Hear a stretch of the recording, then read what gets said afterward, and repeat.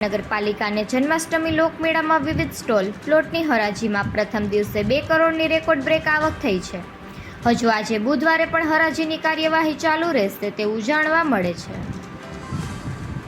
પોરબંદર મહાનગરપાલિકા દ્વારા તારીખ 15 ઓગસ્ટથી 5 દિવસીય જન્માષ્ટમીના લોકમેળાનું આયોજન કરાયું છે, જેમાં રમકડા અને કટલેરીના સ્ટોલ માટે ધંધાર્થીઓમાં ઉદાસીનતા જોવા મળી હતી અને જેને લઈને અનેક પ્લોટ માટે ફોર્મ ભરવામાં આવ્યા ન હતા. તેમ છતાં પ્રથમ દિવસે 1,90,59,360ની આવક થઈ છે. આ આવકમાં મુખ્ય ફાળો ચોપાટી પાર્ટી પ્લોટના મેદાનનો રહ્યો છે. ઇતિહાસમાં પ્રથમ વખત આ ગ્રાઉન્ડ આનંદ મેળાના 15 દિવસ માટે 41 લાખની સર્વોચ્ચ બોલી બોલાઈ હતી. તેમાં 7,38,000 જીએસટી ઉમેરતા અત્યાર સુધીનો રેકોર્ડ બ્રેક કહી શકાય તેવી 48,38,000ની આવક થઈ છે.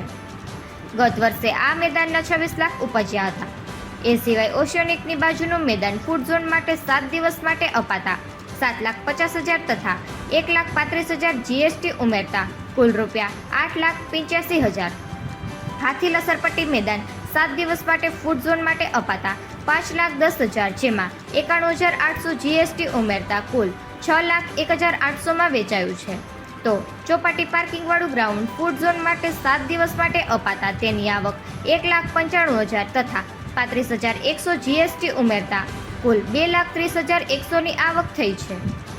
એ સિવાય કિડ ઝોનમાં 9 લાખ, પી કેટેગરીના મોટા યાંત્રિક ચકડોળ 1 થી 3માં 16,99,200, ક્યુ કેટેગરીના મોટા યાંત્રિક ચકડોળ 1 થી 10માં 62,06,800 અને આર કેટેગરીના મોટા યાંત્રિક ચકડોળ 1 થી 3ના રૂપિયા 21,35,800, મોતના કુવાના 4,83,800 અને નાની ચકડોળની 10,78,520ની આવક થઈ છે.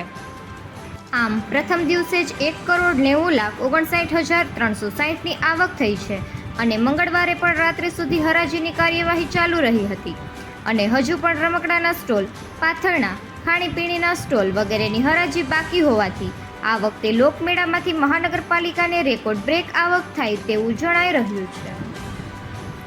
નિકુલ પોપટ, પોરબંદર ટાઈમ્સ.